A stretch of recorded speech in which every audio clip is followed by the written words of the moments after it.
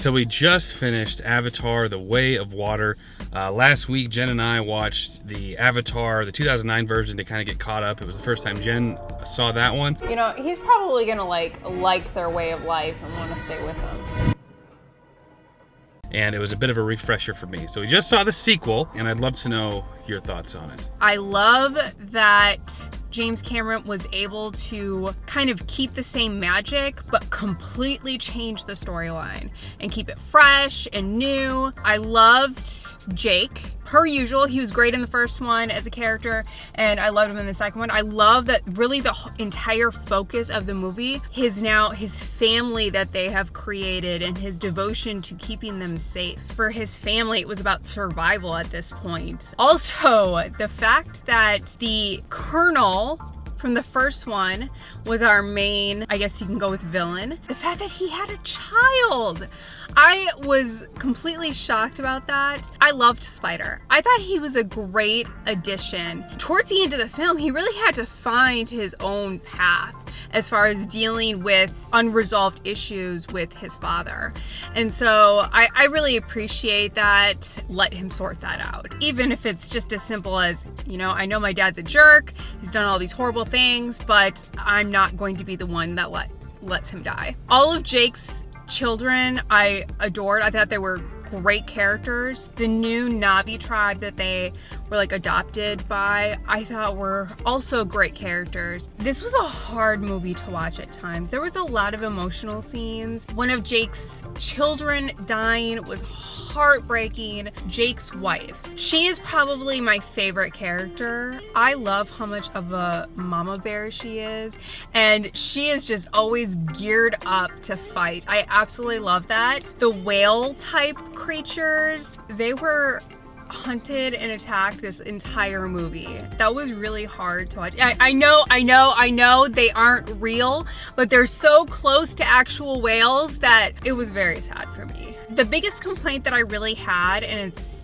really the only one, the length.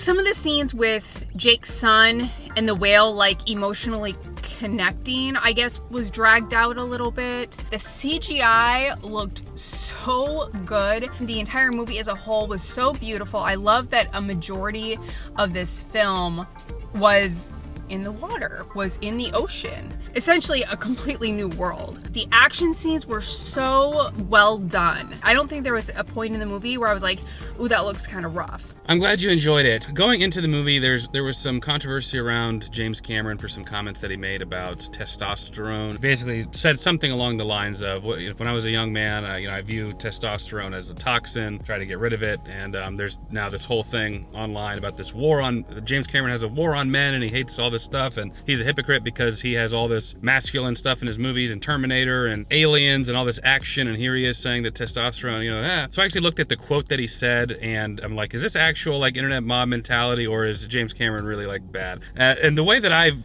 looked at it was that James Cameron had a reputation early on for being a really difficult person to work with. And so when he said that when I was a younger man, I wish that I could have repressed some of my testosterone, I took that as when I was a younger filmmaker making these movies and I was kind of a jerk to everybody, I wish that I wouldn't have been that way. That's the way that I took it. I could be totally wrong, but it's big enough on Twitter and on social media that people are boycotting the movie and making a really big stink about it. I'd love to know your thoughts on that, because the way that the internet was kind of taking that was not the way that I interpreted that, but I'd love to know your thoughts on that. Independently, separated from James Cameron and artists and art, I enjoyed it a whole lot. I thought that it was great. It was very, very long, but like Jen said, everything really flowed well. Running water never grows stale, so you gotta just keep on flowing. I do agree that the whole thing with the sun and the whale creature, that was probably the one scene or the one thing that they were trying to get across to the audience that probably was dragged out a bit too long. But that's a minor thing. Everything else felt really natural and purposeful, which I appreciate. I can't imagine being a VFX guy working on this movie. I mean, the most difficult things that you could think of to do, they were tasked with doing. Not only are they trying to make the Na'vi themselves look more real than they did in 2009, which was already ahead of the time, but now you're also introducing more forests at at the beginning. We're talking like they're running through the forest, all this stuff. We're talking fluid simulations. We're talking get them wet, have them come out of the water with water on their body. Like, just an absolute freaking nightmare, I bet, for this VFX guy. That's probably why it took 12 years or however long it's been just to do the CGI. I mean, Jen's right.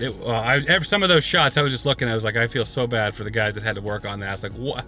Holy cow. While there still was a primary focus on Jake and his wife, there was a secondary focus on the kids that took up quite a bit of the time as well. And I thought that it worked out really, really well. At first, I'm like, oh, I don't know if I want to get to know these kids and stuff, where I'm more invested in Jake and his wife. But I think it did work well. I did come to really like them a lot. And so, as Jen said, when his eldest son died, that was really, really sad, because I didn't want him to die. I liked him a lot. Sigourney Weaver doing the voice of the daughter that has that strong connection with Awa was an interesting choice, because she's supposed to be like a young, like adolescent girl, and all I could hear was like how 60-year-old Sigourney, like in the recording booth. It's like, Dad, I'm over here, and all I hear is just like old Sigourney, and I love her. That's not a criticism. It's just I wish they would have maybe upped the pitch in her voice a little bit to make her a little bit more, I don't know, adolescent. The whole end sequence with like the kind of the final climactic battle where Jake and the Colonel were fighting, I thought all that was wonderful. It was super entertaining. Oh, running out of gas. Super entertaining. I loved it. I have some pretty high opinions of this movie. I'd love to watch this movie again. That's so you know. If I'm willing to watch a 3-hour, 12-minute movie more than once, you know that it was good. But the first one had all the criticism about the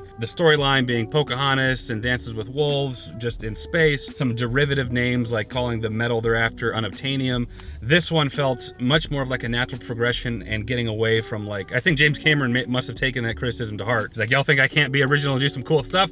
Well, here you go. Not that this movie is like the most original thing ever, just that it's more original than the first one. Will this movie make $2 billion to be profitable? I don't know. We watched it in 3D, so we got that upcharge, but we're AMC A-list members, so we don't get charged for that anyway. The average ticket customer would have to pay extra for that, so I don't know if this is gonna be profitable. What would you rate this one? I'm glad that they brought the Colonel back. I was a little hesitant with the kids as well, but I thought that they worked, and I was emotionally attached to them, so I consider that a success. This movie had a lot of characters. If you're looking at the big picture, it was a lot of characters, and I always get shaky with that, but he pulled it off. Like, even Spider, I really loved. I thought he was great, very natural, very heartfelt moments, so my emotion was there, and that's all I can ask for. So I think I'm gonna go with a 9.5. My main criticism, if I were to have one about the movie, is that I actually didn't really like Spider all that much. I liked his placement in that there's this like human boy that really like gets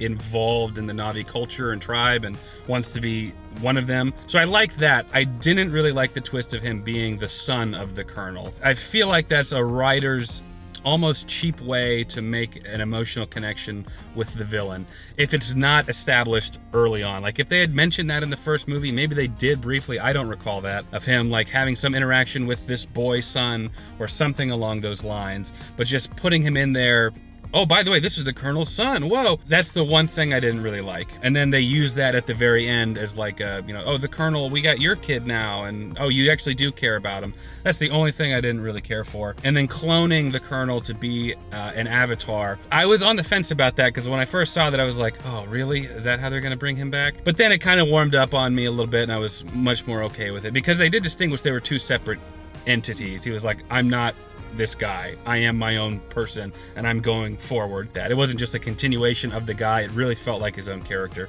But I think that as a movie, we don't really get a whole lot of just original properties anymore. They're all part of franchises, and I know that Avatar is now beginning its own franchise in and of itself. Big budget, not Marvel, not Star Wars, not Jurassic Park, but something else, especially that has as much quality as this. I'm all for, and I think they handled the story great.